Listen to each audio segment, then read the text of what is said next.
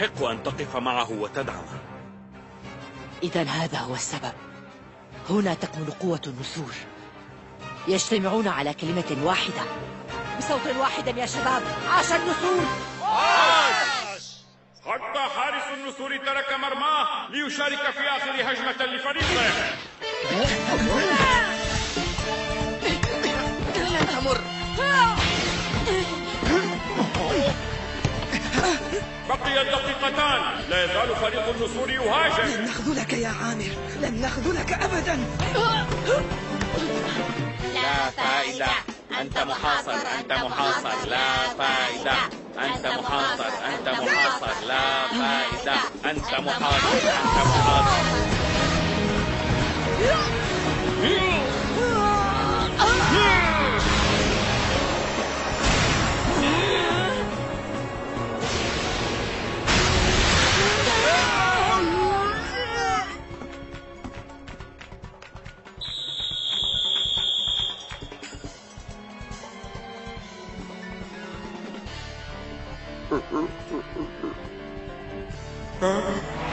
وأخيرا تمكن النسور من اختراق الجدار الفولاذي. هدف التعادل. نعم، عادت المباراة إلى نقطة البداية مرة ثانية. لقد حطموا الجدار الفولاذي بركلة ثلاثية. عندي اسم للركلة، إنها اختراق الرعد. أحسنتم يا شباب. قلت الصحة أهم. لنحرز هدف الفوز يا شباب. التنين الساحر. هدف. صدقوا يا شباب، هدف الفوز من نصيب فريق النسور في الثانية الأخيرة من المباراة. عامر! فزنا! قل لي إن هذا ليس حلما. قل لي يا عامر. لا، ليس حلما.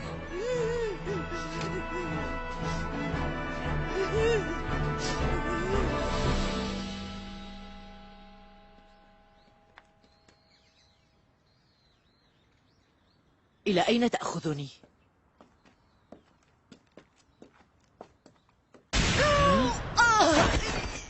عامر؟ توقعت أن أجدك هنا. هذا أنت سيد وزين أيضا. عامر، هل تمارس هذا التدريب دائما؟ أجل، من واجب حارس المرمى أن يتدرب تدريبا قاسيا.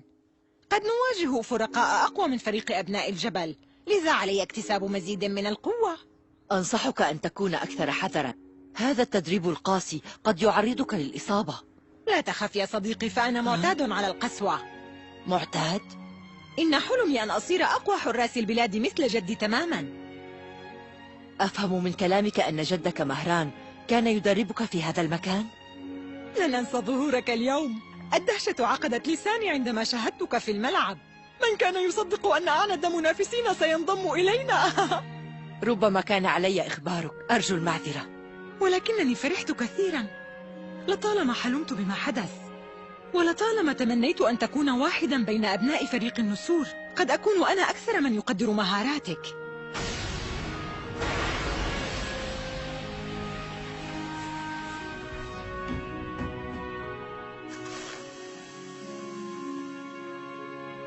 أنا حارس مرمى، وأعرف تماما مقدار قوة ركلاتك.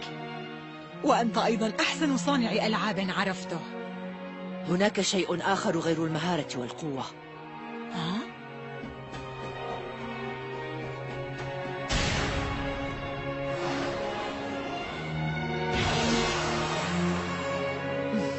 أجل، لقد لفت نظري إلى أمر مهم. غيرت أسلوب تفكيري بعد أن عرفتك جيدا عن قرب. لقد أقنعتني بأن هناك طريقة لعب أخرى غير التي عرفتها. طريقة أخرى؟ أجل، طريقة مختلفة، لكنني لم أتقنها بعد. عامر، أنا واثق بأنني سأصل إليها. شعرت بهذا عندما شاركتكم في اللعب. يشرفني أن أكون واحدا من لاعبي فريق النسور. سيد، ونحن سعداء بانضمامك إلينا. شكرا لكم.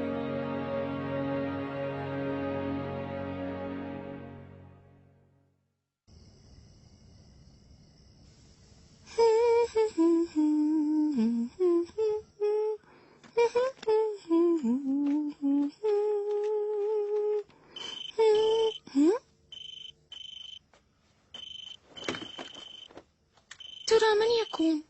نعم، أنا كوثر. مستحيل. مجد. ماذا نفهم من المكالمة التي تلقتها كوثر؟ ألم يقولوا إن ذلك اللاعب قد رحل بسبب حادث سير؟ إذن ما الحقيقة؟ يبدو أننا على موعد مع مزيد من التشويق والمفاجآت. ابقوا معنا لتعرفوا كل شيء عن وقت ذلك الاتصال الغريب. إلى اللقاء.